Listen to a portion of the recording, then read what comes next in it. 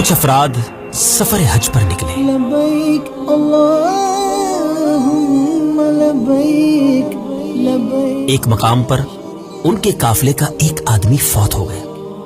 ان لوگوں نے جب اس کی قبر کھودی تو ایک بہت بڑا کالا سانپ بیٹھا نظر آیا جس سے قبر بھر چکی تھی. اسے چھوڑ کر جب دوسری قبر کھودی اس میں بھی وہی سانپ نظر آیا.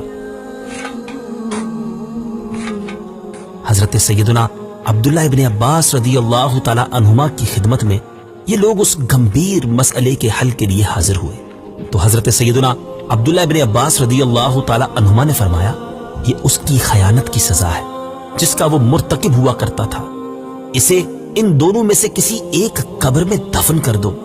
خدا کی قسم اگر اس دنیا کی ساری زمین بھی کھود ڈالو گے تب بھی ہر جگہ یہی صورتحال ہوگی.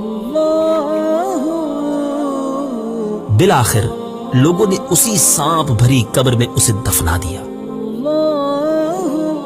واپس آ کر اس کا سامان اس کے گھر والوں کو دے دیا اور اس کی بیوہ سے اس کے اعمال کے بارے میں دریافت کیا تو اس نے بتایا کہ یہ کھانا بیچتا تھا اور اس میں خیانت کرتا تھا. اس طرح کہ اس میں سے اپنے گھر کے لیے کچھ نکال لیتا اور پھر کمی پوری کرنے کے لیے اس میں اتنی ہی ملاوٹ کر دیتا تھا. اس واقعے سے کیا وہ افراد درس حاصل نہیں کریں گے جو چند سکوں کی خاطر جو تھوڑے پیسوں کی خاطر چیزوں میں ملاوٹ کرتے ہیں؟ نبی پاک علیہ الصلوۃ والسلام کا فرمان ہے جو دھوکہ دے وہ ہم میں سے نہیں. عقل کیجئے، غور کیجئے.